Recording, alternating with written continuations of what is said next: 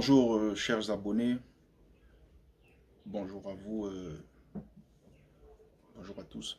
Je suis Cyril Nemandé, je suis promoteur de la bibliothèque au Pays Culture. Voilà. Donc nous sommes une bibliothèque qui se veut de fournir de la connaissance à travers tous les canaux possibles. Donc voilà. Je suis ici aujourd'hui pour vous parler d'un concept nouveau créé par moi et je vous donne ici l'exclusivité de ce concept. C'est un concept très profond, mais qui s'adresse aux personnes qui ont beaucoup d'aptitude à philosopher un peu, qui ont des approches en sciences sociales. En fait, c'est eux qui capteraient le mieux en premier euh, ce concept-là. Bien que les autres puissent le capter aussi, hein, ça je ne doute pas. Parce que la, la compréhension d'un concept ne dépend pas du niveau intellectuel, mais de la disposition de l'esprit et voilà. Donc je suis ici pour vous parler d'un concept nouveau et puis de faire le lien entre art et migration. Art et migration, pourquoi? Parce que ces deux problèmes, s'ils sont résolus à travers ce concept, pourra apporter beaucoup de choses, pourra restructurer notre société de fond en comble. De fond en comble, c'est-à-dire qu'on n'aura plus à magnifier un sauveur ou un faiseur de miracles ou une institution pour son bienfait, parce que le bienfait n'existe que parce qu'il y a un manque. Et si nous-mêmes on s'attelle déjà à combler le manque, vous verrez que beaucoup de choses vont se déconstruire d'elles-mêmes. Beaucoup d'illusions, beaucoup de mensonges, beaucoup de manipulations. Donc le concept est simple, je vous invite à avoir une attention très particulière sur ce qui va suivre. Donc voilà, mon concept se nomme le samouranisme, plus précisément. Le samouranisme, j'ai décidé de choisir ce nom-là parce que il fallait qu'il s'adapte, n'est-ce pas, au fondement réel où j'ai puisé ce concept. Donc le samouranisme, pourquoi? Parce que c'est un concept qui a été tiré d'un livre, d'un film, autant pour moi, d'un film qui a marqué mon entrée dans l'univers cinématographique, c'est-à-dire qu'il fait partie d'un des premiers films que j'ai eu à voir, à visionner. Vous savez, la télévision est arrivée au Cameroun dans les débuts des années 90, le milieu, on peut dire. En fait, nous, on a eu accès, moi personnellement, j'ai eu accès chez nous au milieu des années 90. Donc, à cette époque, il y avait aussi des magnétoscopes et tout. Donc,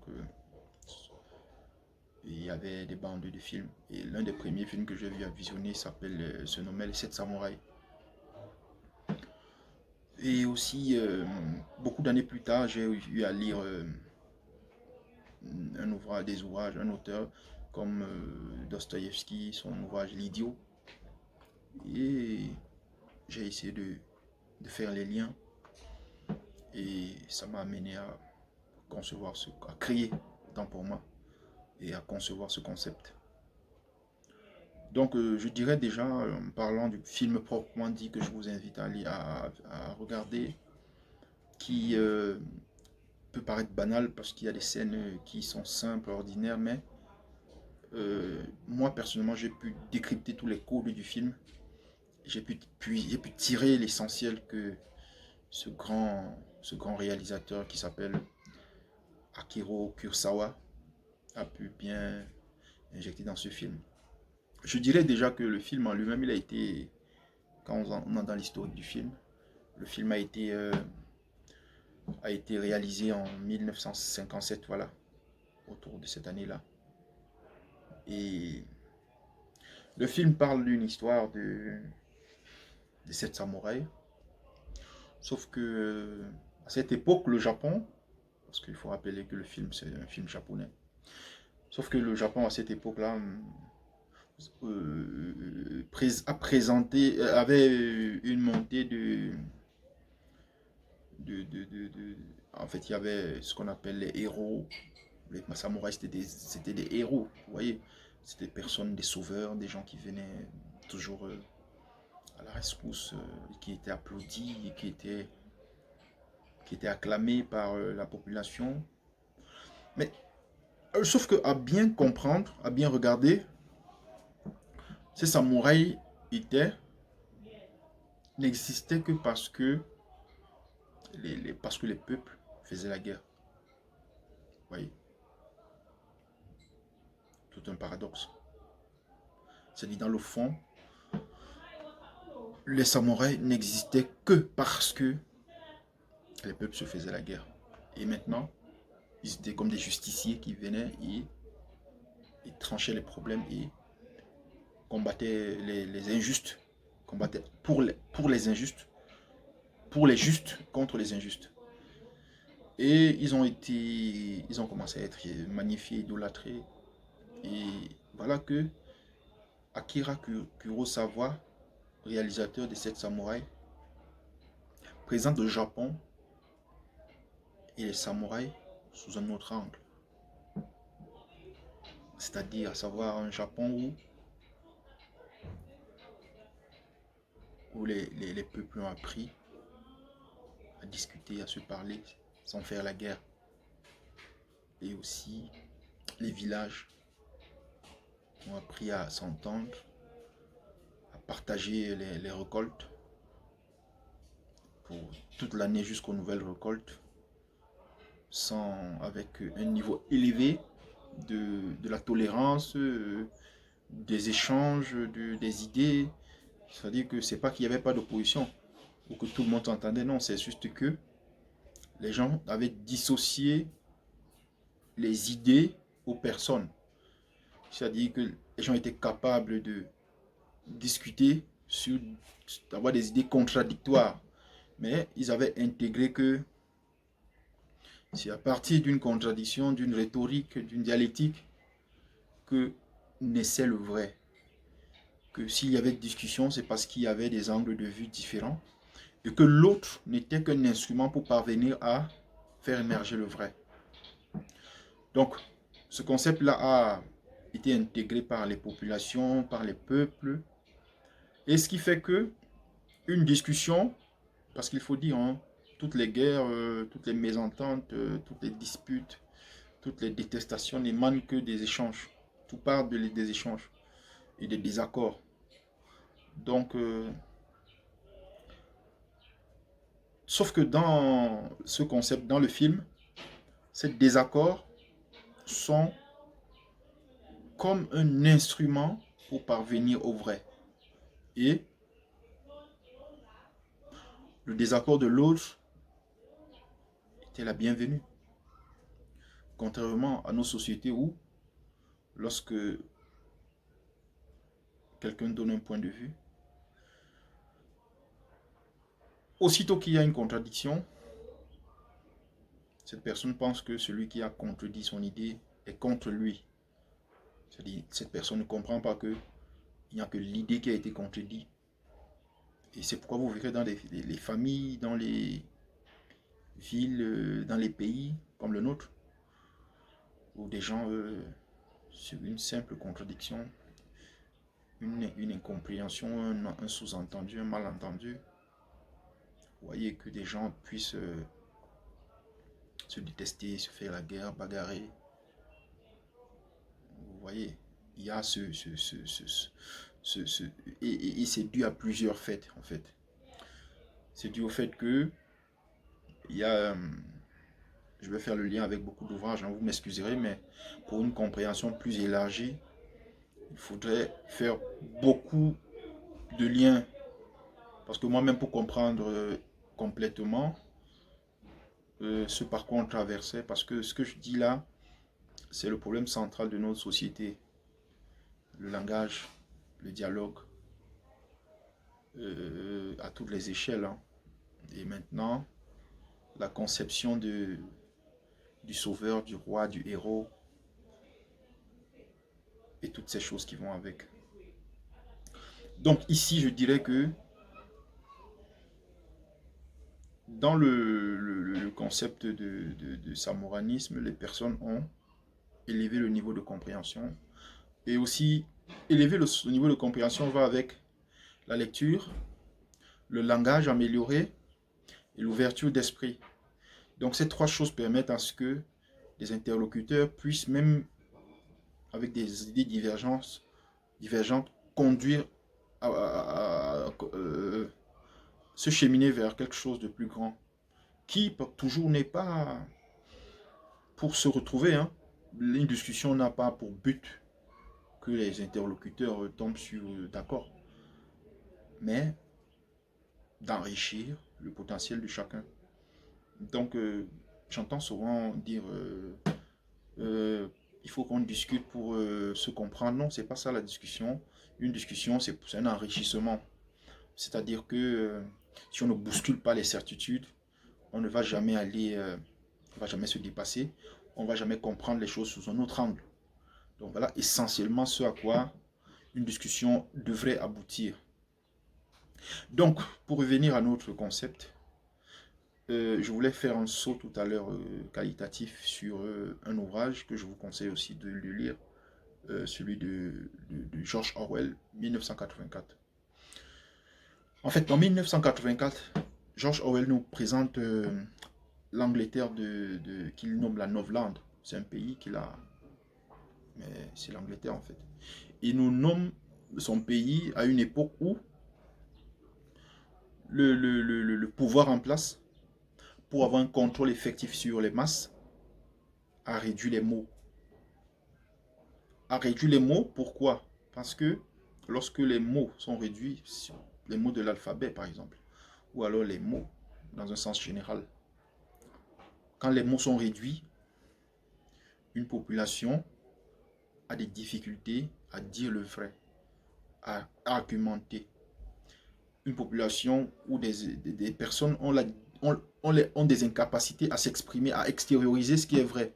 Ça veut dire que c'est une population d'injustice parce que c'était échelonné en deux catégories. Il y avait la classe élitiste qui avait des mots plus élargis, un vocabulaire plus élargi, un alphabet plus grand, et la classe populaire qui avait des mots réduits, l'alphabet plus réduit, la capacité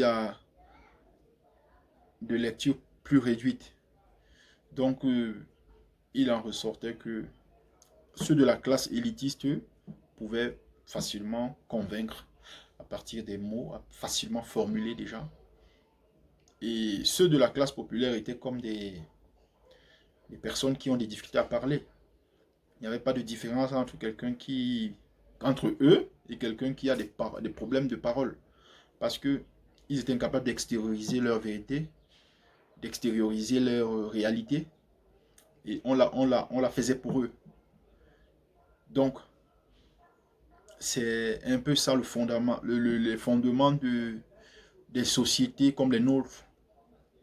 Parce que en quelques termes, je vous expliquerai, je vous dirai, le fait de promouvoir une détestation des livres, des ouvrages, de la culture, dans notre pays par exemple, c'est promu, c'est-à-dire que vous ne verrez jamais dans une émission importante qui a un taux d'audimat élevé, une promotion des livres, de la lecture, des grands auteurs, vous voyez. Mais à l'opposé, vous verrez toujours la fête, la musique, l'église, vous verrez toutes ces choses-là, l'alcool, la consommation, vêtements, tout, vous voyez. Mais ce qui est vraiment fondamental pour les populations, vous verrez cela à l'opposé. Même dans les rues, vous ne verrez jamais un modèle jeune être présenté, un écrivain être présenté aux jeunes. Vous verrez toujours soit des filles de joie, soit des jeunes qui font le show, qui, vous voyez, qui promeut toujours un type de modèle un peu libéral qui va dans le sens de la promotion de la consommation à outrance, la marchandise, tout ça. Donc, dans une société pareille, on n'est pas différent de ce que George Orwell appelait la Noveland. Donc, la Noveland, c'est une société où les gens sont occupés par le travail et n'ont pas les mots pour extérioriser ce qu'ils pensent. Et on parle pour eux. Et en revenant sur le concept de samoanisme, on verra que Akira Kurosawa a présenté un Japon où les gens ont dépassé ces concepts-là, où les gens ont dépassé ces limites, se sont donné d'avancer dans plus de compréhension, de plus de tolérance, plus de culture, plus d'élévation de l'esprit. Donc, et c'est le nœud de ce dépassement qui fait une société. C'est-à-dire qu'il faudrait encore que dans notre pays, on comprenne que l'émancipation ne viendra pas d'un homme. C'est impossible. Ça ne viendra pas. Il n'y a pas un magicien qui viendra changer notre Cameroun ou notre continent. Ça partira par la compréhension de chacun du rôle qu'il a à jouer dans la société et de la partition de chacun. C'est-à-dire qu'il n'y a pas un sauveur qui viendra. C'est pourquoi nos pays se meurent, parce que les populations ont abandonné d'être actives et ont laissé, en attendant un sauveur qui viendra, d'autres disent après billard, d'autres, vous voyez, ça veut dire que les gens n'ont plus de vie. Les gens n'existent plus. Les gens existent, ne vivent pas, autant pour moi. Ils espèrent vivre à une autre époque, ou alors après la mort, au paradis. Et pourtant, la vraie vie, c'est ici, et nulle part ailleurs. Donc, avec le samouranisme, ce que je vais expliquer est très simple. C'est que le samouraï est devenu clochardisé. Ça veut dire quoi? Quand je parle de samouraï, ça veut dire que je ramène ça à tous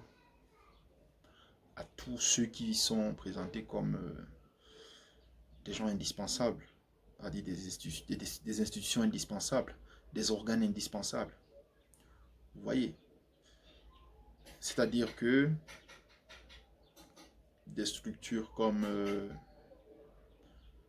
je vous prends un exemple simple pour comprendre, pour que vous compreniez un peu partant de mon expérience personnelle. Parce qu'il n'y a rien qui peut s'expliquer... il n'y a rien qui peut s'expliquer que des expériences. Et les meilleures sont celles dont on a soi-même vécu. Donc, je vous prends un exemple simple. Par exemple, personnellement, je suis président d'une ONG qui traite des questions migratoires. Donc, nous traitons de ces questions de fond en comble. Et nous avons, par exemple, posé un problème, un plaidoyer auprès de l'Assemblée nationale qui consistait à faire intégrer, qui consiste, parce qu'il est encore en cours, à faire intégrer les notions et concepts liés aux migrations, ainsi que leurs pathologies, c'est-à-dire la migration régulière, les questions de traite et de trafic de personnes, au sein des cours, au sein des programmes scolaires, voilà, plus particulièrement dans les cours d'histoire et d'éducation civique. Donc, ça fait que ces cours, ma foi, lorsqu'ils seront intégrés, il y aura un effet boomerang qui va se faire. Ce sera que il y a une aide qui venait d'habitude chaque année à coups de milliards pour faire des campagnes de sensibilisation auprès des jeunes dans les établissements. Et c'était une aide, c'était chiffré à des centaines de millions par des organisations internationales. Donc c'était chiffré à des centaines de millions. Et vous voyez, Chaque année, on dit, voilà, on va aller, ils vont faire une campagne. J'ai assisté à l'une d'elles, hein, parce que c'est pourquoi c'est en étant à l'intérieur, j'ai compris et j'ai intégré la nécessité euh, de poser avec mes collaborateurs cet acte-là. Il en va sans dire que, sans toutefois dénigrer ou dire quoi que ce soit de méchant sur ce qui a été fait avant, qui avait sa place. Sauf que le monde aspire à mieux. Comme quelqu'un disait, demain notre ennemi sera la démocratie pure. Parce qu'on est dans un monde en mouvement et si on atteint ce qu'on croit atteindre, qui sera ce qui nous fera vivre normalement, on constatera qu'après, c'est cette atteinte-là qui sera le problème. C'est-à-dire que demain, on dit, ceux qui auront atteint la démocratie, ce sera ça le problème. Pour dire qu'on est dans un monde en constant mouvement et que on ne saurait se fixer sur des victoires. Parce qu'après une victoire, il en faut d'autres. Et c'est comme ça que le monde a toujours évolué. Parce que je prends un exemple simple sur ceux qui ont acquis le droit de vote. Quand le droit de vote a été acquis, ça a été une victoire. On disait, voilà, ça va résoudre tous les problèmes puisqu'il y a le droit de vote. Et tous les gens sont morts pour le droit de vote des gens en passant. C'était, je crois, au 19e siècle. Les gens sont morts pour le droit de vote. Et puis, dès que ça a été proclamé, on a dit non, le monde se portera mieux et tout et tout. Mais on voit, il y a toujours des combats à faire. Et c'est ainsi. L'esclavage a été aboli. Et la ségrégation. Mais on voit toujours qu'il y a des choses qui renaissent, qui se métamorphosent. Donc, c'est un peu ça. Donc, c'est pour dire que nous avons poursuivi une réflexion en disant si les concepts et notions de migration et de sensibilisation qui vont avec sont intégrés dans les cours des élèves de 6e en terminale, ça ferait en sorte que ça couvrirait un champ plus élargi de personnes. Ça veut dire que si c'est inscrit dans les programmes scolaires, ça veut dire que tous les jeunes de cette catégorie-là seront imprégnés du phénomène. Et l'effet double que ça aura, c'est que là où le samouraïsme intervient, c'est que il n'y aura plus un sauveur qui viendra dire, voilà, on a financé une campagne de sensibilisation pour que vos jeunes soient informés d'une situation qui est dangereuse. Et voilà les statistiques, on a fait 10 écoles à Yaoundé, on a fait 10 lycées à Douala, on a fait... Donc vous voyez un peu, parce que même si vous faites 10 établissements dans une ville, la ville a au moins 2000 établissements. Vous voyez, on va dans des statistiques, alors que le problème n'est pas résolu. Faire 10 écoles, on peut faire 10 écoles, et personne n'a compris, puisqu'on ne peut pas en quelques heures faire comprendre un phénomène comme celui-là aux élèves. Il faut que ce soit intégré et que ce soit une routine. Pour qu'au fil des années maintenant, ils intègrent le phénomène. Donc voilà, avec une réflexion comme celle-là, on a pu poser le fondement du samouraïsme, qui est celui de faire la part des choses entre le problème et la réelle solution. Et c'est ce qui s'est passé avec maintenant dans le film de Kurosawa, c'est-à-dire les samouraïs, puisque les gens avaient appris à se parler et que les nations ne faisaient plus la guerre, les samouraïs étaient devenus des clochards. Ils étaient clochardisés, ils ne pouvaient plus être des héros comme avant, c'est-à-dire que bénéficier des largesses de la population qui leur versait des fleurs, qui donnait de l'argent pour qu'on puisse, vivre dans des grandes maisons et avoir... vous voyez, ce n'était plus ça, puisque le fait de grandir sur le plan mental avait fait perdre... avait fait dissoudre l'instinct de guerre, l'instinct de dualité dans les sociétés. Donc, et dans le film, ils se sont retrouvés clochards. Sauf que le plus intéressant, il y a un village qui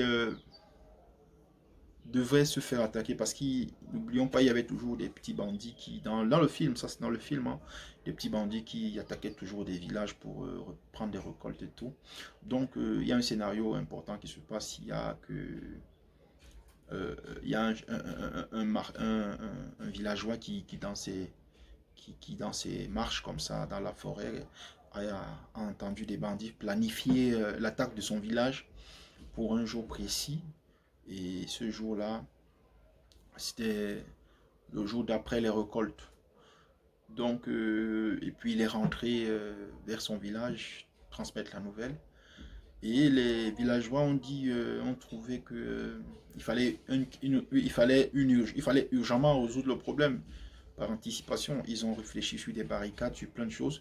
Ils ont dit non, cette saison-ci, de récolte, nous ne pourrons pas nous protéger contre les bandits, sauf que la saison d'après, on pourra, parce qu'on aura barricadé, on aura appris à anticiper, à mettre des pièges et tout. Mais, puisque nous ne sommes pas prêts à contrer ces bandits, au vu des délais, ce qu'on va faire, on va aller se faire les services des samouraïs. Donc, ils sont allés vers les samouraïs. Les samouraïs ont demandé de l'argent. Ils ont dit non, on n'a pas de l'argent. On a, je crois, du riz, des trucs comme ça. Il y a certains samouraïs qui ont refusé, d'autres ont commencé à accepter. Et c'était dérisoire hein, ce qu'ils présentaient comme proposition. Même comme les samouraïs étaient devenus pauvres, certains refusaient, certains acceptaient. Et parce que les bandits étaient armés et puis venaient pour massacrer aussi. Donc, ce qui se passe, c'est que il y a eu 7 samouraïs qui ont pris sur eux de venir défendre le village. Et pour pour ce riz-là, pour ces petites denrées qu'ils ont proposées aux samouraïs. Et en même temps, ils se rappellent de la nostalgie d'avant avec ce qu'ils avaient, ce qu'ils vivaient. Et maintenant, pourquoi ils défendent. C'est-à-dire que le niveau de... C'est-à-dire comment ils sont perçus et ce qu'on leur apporte même pour défendre les villages. Plus grave encore, pendant qu'ils défendent le village, il y a une seule idée qui passe en tête. C'est la question de savoir qu'est-ce qu'un samouraï. Qu'est-ce qu'un samouraï? Qu'est-ce qu'un samouraï à cette heure-ci, lorsqu'il n'y a plus de guerre, lorsque les peuples ne peuvent plus se combattre, qu'est-ce que les peuples ne peuvent plus se battre? Qu'est-ce qu'un samouraï? Donc c'était une question fondamentale, une réflexion poussée par moi, et puis qui a intégré mon esprit, qui a fait son chemin. Et j'ai compris une seule chose, on peut arriver à ça. C'est-à-dire que les guerres, les divisions dans nos sociétés, avec des régions qui sont contre d'autres régions, c'est simplement dû au fait que nous n'avons pas encore compris qu'il fallait élever la pensée et l'ouverture pour plus de tolérance dans les échanges. Et ça passe par quoi? Ça prend ses fondements, ça s'enracine à travers la culture, la perte de la culture, d'identité culturelle dans notre société. C'est-à-dire qu'on a un citoyen 9 citoyens sur 10 qui ne sont jamais entrés dans une bibliothèque. C'est facile de... 9 citoyens sur 10 n'ont ouvert que leur manuel scolaire. C'est-à-dire que même vous voyez un adulte, il a ouvert que ses livres qu'il avait à l'école et peut-être la Bible. Donc, et ça, on sait qu'un individu comme celui-là, qui est occupé de 6h à 19h à travailler, pourtant le travail, on peut le ramener aujourd'hui même à 2 heures de temps de travail et faire bien vivre les gens. Donc, un individu comme ça n'a pas les armes. Ça dit que tout pour lui, tout ce qui est contradiction, c'est une dualité, c'est une détestation. Et lorsqu'on a construit un citoyen comme celui-là, il ne peut jamais avoir entente entre les peuples. Dans les familles, il ne peut jamais avoir entente. Parce que les mots sont réduits. Les gens n'interprètent pas ce qui est dit. Alors, ils interprètent à leur façon. Et ça crée tout un effet coup de boum. Coup de boum. Donc, et c'est à ça donc, que se résume mon concept. Donc, mon concept, il est très simple. C'est une invitation à traiter les questions sur le plan fondamental, c'est-à-dire dans son essence. À savoir une chose. Aujourd'hui, les bienfaiteurs, ce sont les qui? Les bienfaiteurs, c'est déjà c'est les communautés qui ont tout à donner. Parce que c'est sur les terres que se pose la vraie richesse. La richesse, c'est pas l'argent. La richesse, c'est pas l'argent. L'argent se fabrique à partir de rien. L'argent se fabrique. Le franc CFA, par exemple, c'est une honte. C'est un papier, c'est pas. C'est parler du franc CFA même, c'est au 21e siècle. Ça dit qu'on nous-mêmes, on ne vaut pas la peine. Parce que c'est fabriqué dans un petit village de moins de 20 000 habitants en France. Et c'est distribué ici sans que personne ne sache même quel taux est mis en circulation. Mais on se contente juste à fouiller ça chaque jour comme ça, sans se poser les questions de savoir, est-ce que le taux en circulation est normal? Est-ce que c'est bien régulé? Est-ce que d'autres ne bloquent pas ça avec eux? Et il y a aussi maintenant la légalité des,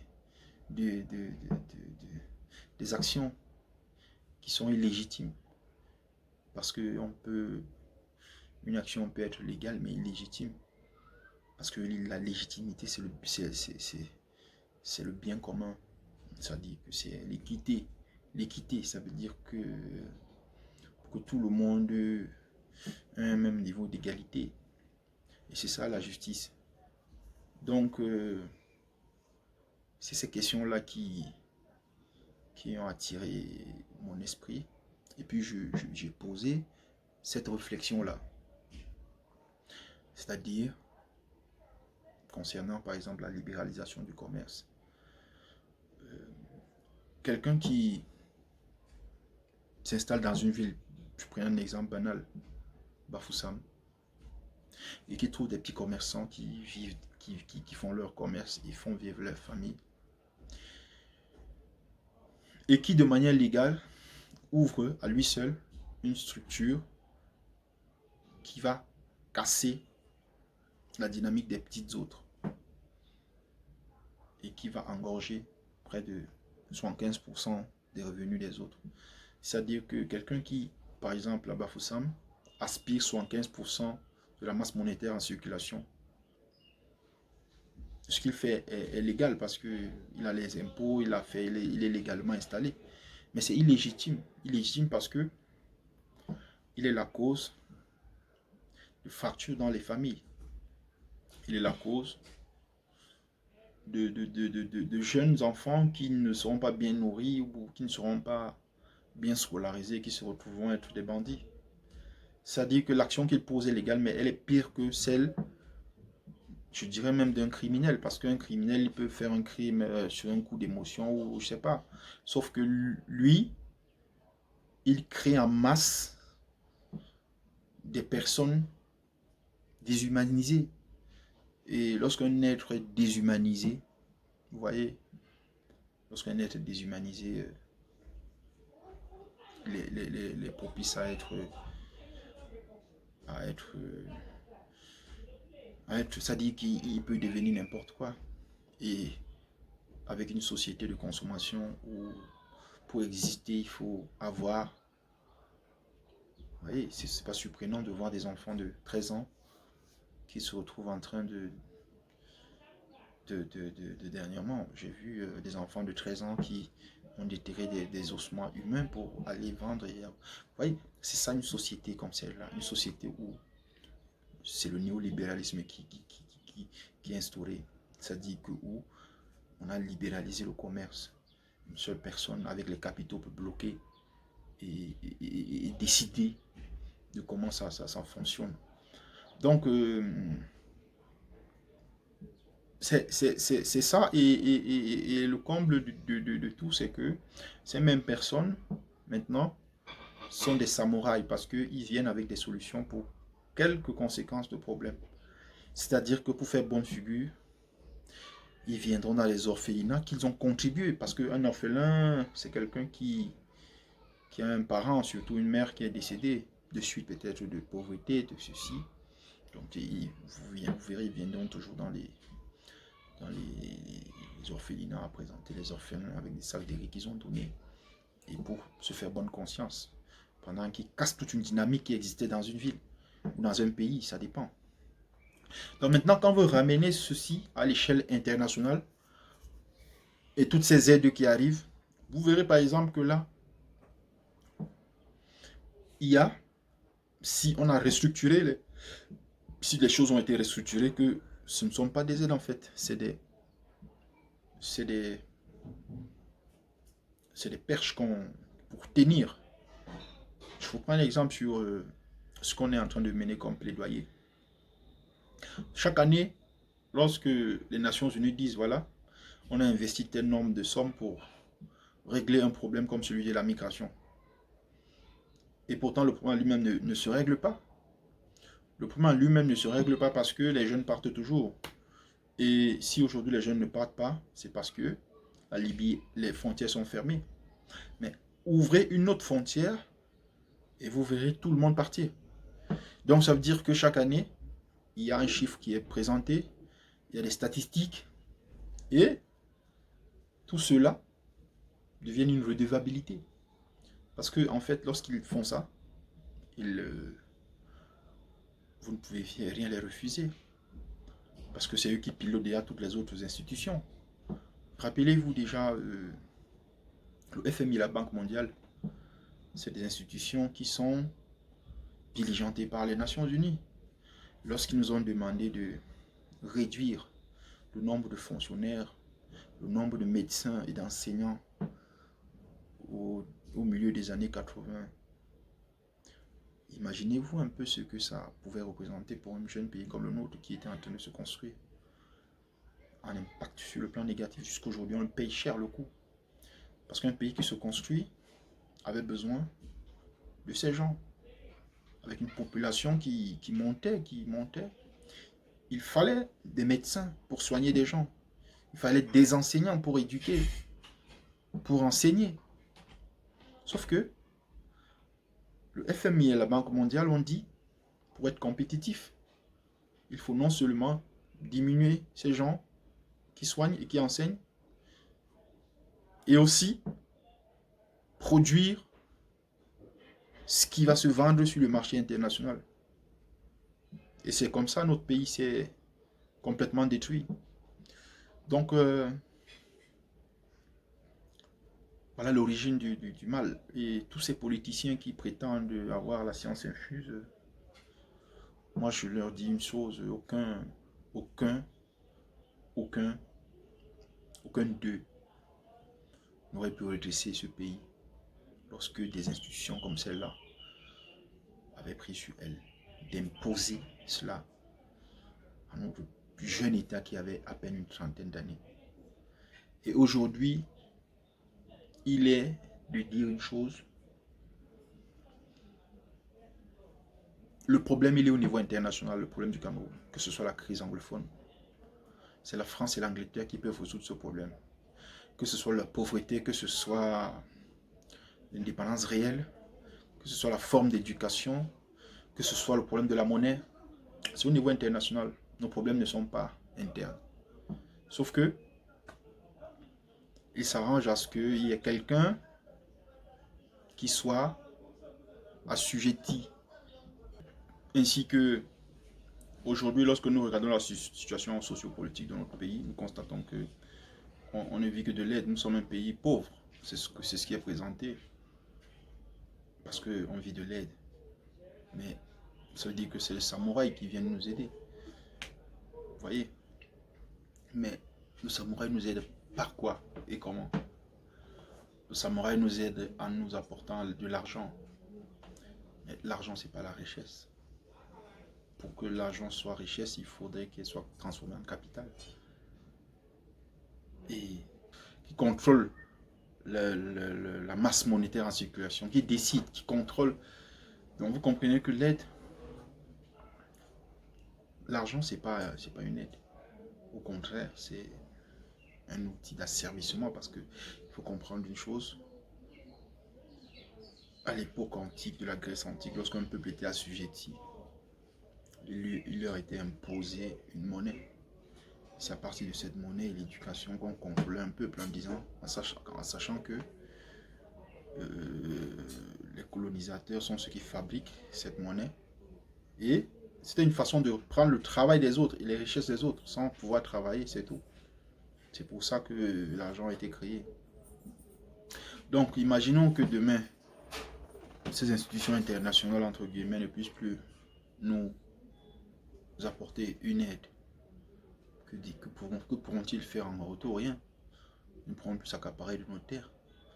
Ils ne pourront plus faire en sorte qu'on maintienne leur structure, vous voyez, toutes ces grandes filiales qui viennent puiser de la matière première ici, qui viennent exploiter ici, et qui en retour donnent quelques emplois. C'est ça la vraie richesse qu'ils viennent chercher. Notre sous-sol, ce qu'il y a dedans. Je prends un exemple simple sur ce qu'on consomme. Vous voyez, on a un pays qui a près de 90% de richesse de terres arables, mais qui importe des produits dans des pays qui ont 40% de terres arables. Il y a un problème.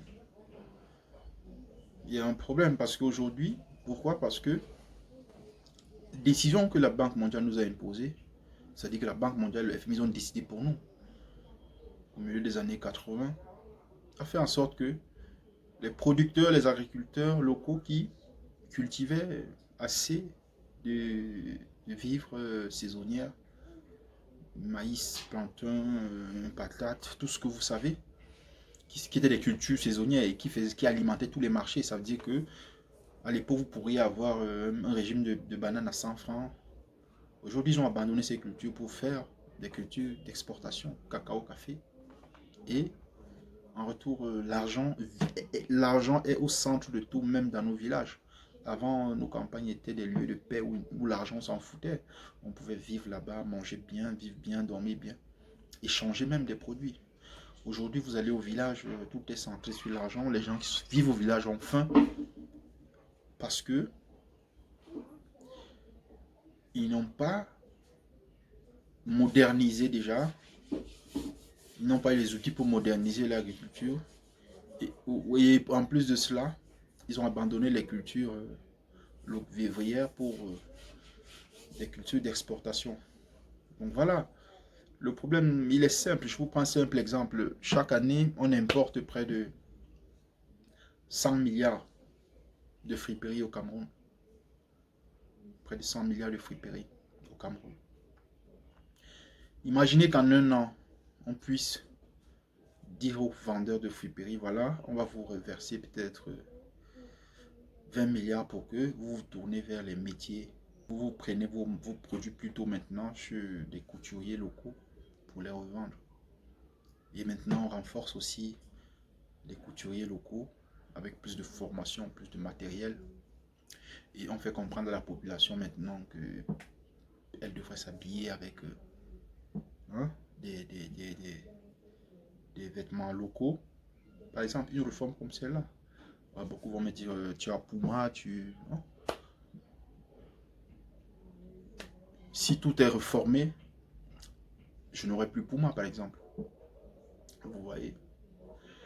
Bien que en t-shirt, déjà, il n'y a pas des fabricants de t-shirts au Cameroun. Mais des boubous, j'en ai. Vous voyez. Quand vous allez au Sénégal, au Mali, vous verrez que là-bas, la friperie, c'est 3 fois rien vendu parce que les gens portent local. Dans notre pays, on met encore des caleçons friperies. 70% de la population, peut-être même voire 80, mais il est de souffle péri.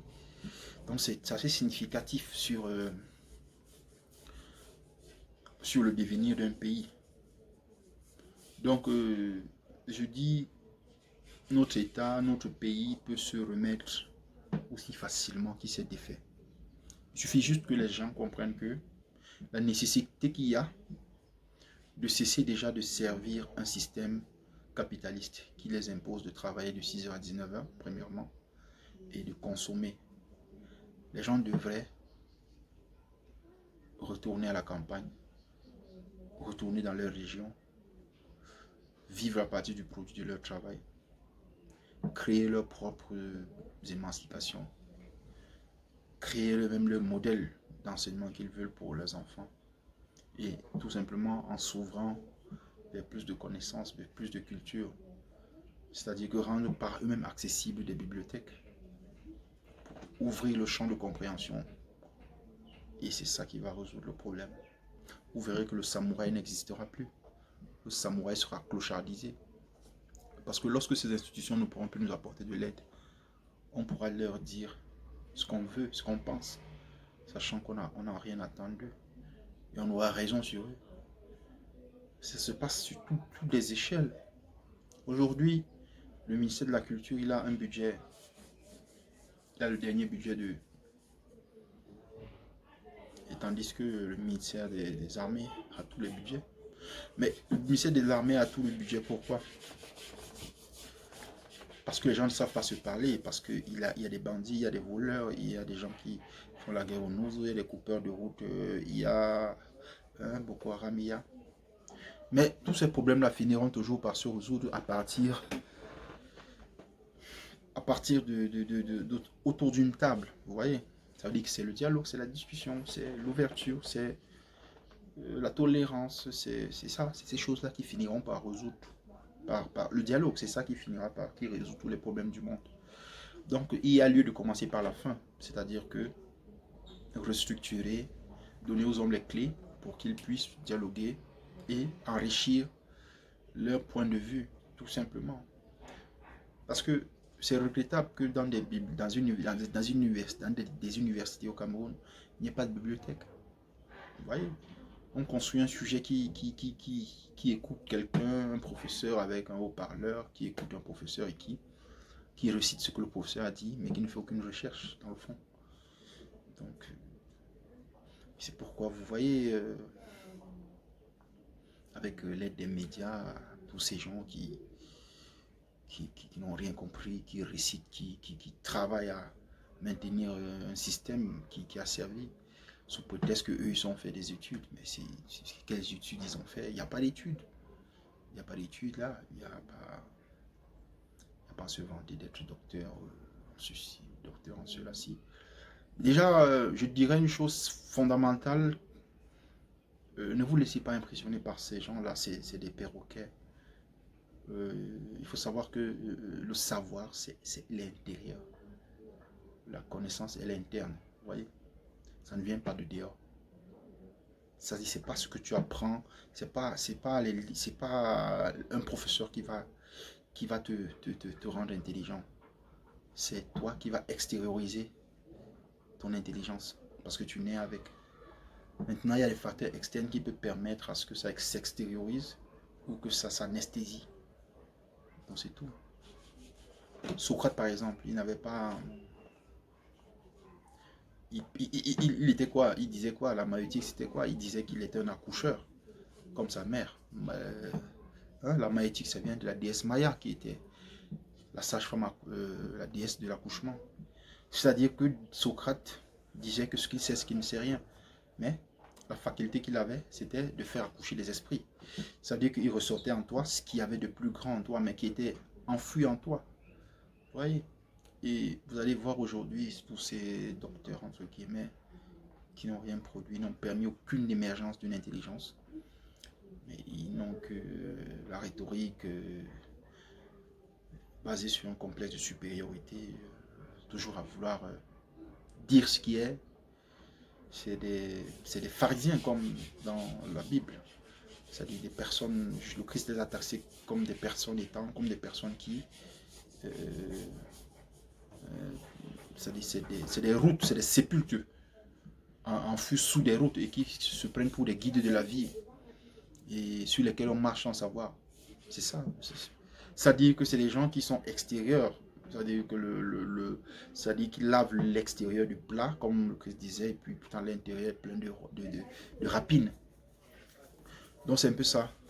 Donc pour revenir au concept de samouraï, je dirais que faut se défaire du samouraï. Parce que l'aide, il n'y a pas, lorsque une aide, c'est l'intérêt lorsque l'intérêt est caché, c'est pas qu'il n'existe pas. Il n'y a pas une aide qui n'a pas d'intérêt caché. J'ai suivi l'autre jour un député à l'Assemblée nationale dire que sermonner un ministre pour lui dire il n'y a pas d'eau, le ministre des eaux, voilà. En buvant un verre de il n'y a pas d'eau, moi j'ai construit l'eau, les fourrages, j'ai construit ceci, j'ai construit cela dans mon village. Pour rien, aujourd'hui je défends mon village à cause de cela, parce qu'ils m'ont voté parce que je le défends pour qu'ils aient l'eau. Vous voyez, ça veut dire que c'est de la manipulation, parce que l'intérêt était caché quand quand il faisait des forages, il disait c'est gratuit. Et c'est pas gratuit parce qu'il avait en tête des députés. Et son salaire de député couvre largement les dépenses qu'il a eues en faisant les forages d'eau. Donc il faut comprendre la manipulation, démasquer et surtout casser le samouraï qui est dans nos sociétés. Tu vois, le pharisien, le samouraï. Vous voyez, une société qui vit de l'aide, qui a mis l'aide au centre, ne s'en sort pas, ne s'identifie pas. Quelqu'un qu'on aide, c'est quelqu'un qu'on étouffe ses capacités à lui-même prendre en charge sa vie. Vous voyez, si chaque fois j'ai un petit truc qui bloque et puis j'ai une aide, je ne pourrais pas moi-même m'extérioriser pour dépasser mes blocages, mes limites. Vous voyez un peu. Il faut comprendre le caractère nocif de l'aide. Quand vous avez compris ça, avec dignité, vous surmontez beaucoup de choses et vous parvenez à une société dont les citoyens ne sont plus là à se dire qu'est-ce que je vais devenir quand ils se lèvent le matin. Non. Il faut parvenir à une société où les gens se lèvent en disant qu'est-ce que je vais apporter autour de moi, qu'est-ce que je vais apporter pour moi, qu'est-ce que je vais apporter à la nation, à la planète même.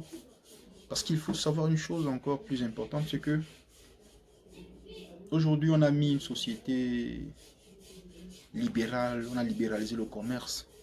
Et l'idéal pour chacun, c'est de se plonger dans un pays et de discuter comme un gâteau national, de discuter, avoir plus d'argent, plus de bénéfices, plus de profits. Vous voyez, on ne se tient pas compte de la nature qui est exploitée. On ne tient pas compte de ses limites. On ne tient pas compte de beaucoup de choses. Et celui qui a plus d'argent parce qu'il a su être rusé et peut-être exploiter la nature plus que les autres, est pris comme le modèle.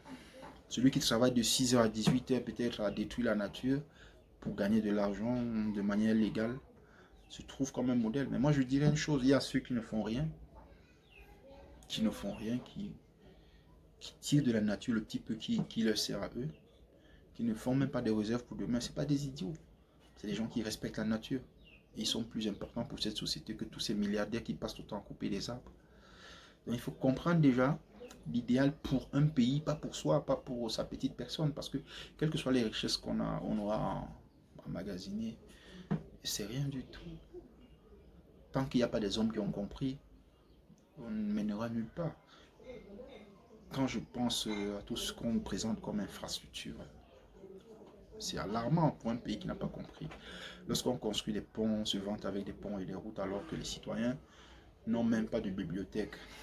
Il n'y a pas de savoir, il n'y a pas d'art il n'y a pas de savoir culturel et artistique, il n'y a pas de génie créateur. Vous voyez, on ne va nulle part. Les ponts sont toujours à côté des ports.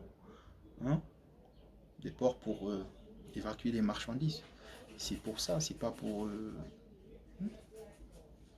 Et l'exemple palpant, c'est avec tous ces riches qui décèdent dans notre pays, avec tout ce qu'ils ont accumulé.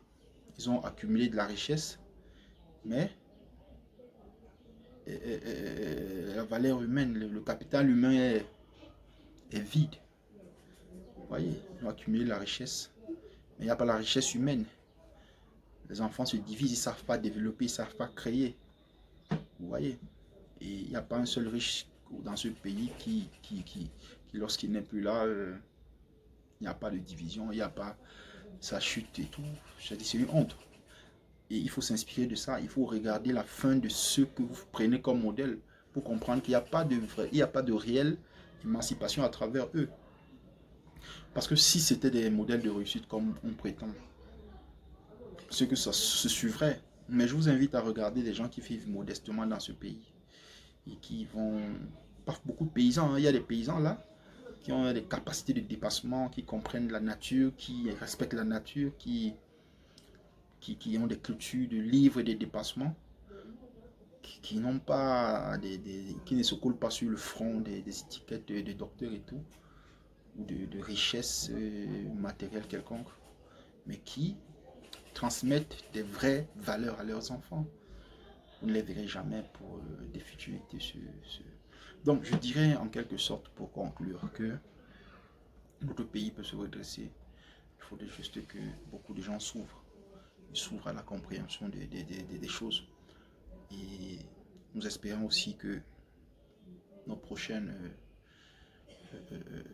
activités pourront promouvoir des ouvrages capitaux, des ouvrages essentiels pour la compréhension de beaucoup de phénomènes afin que on puisse briser le samouraï, le pharisien dans nos sociétés. Je vous remercie.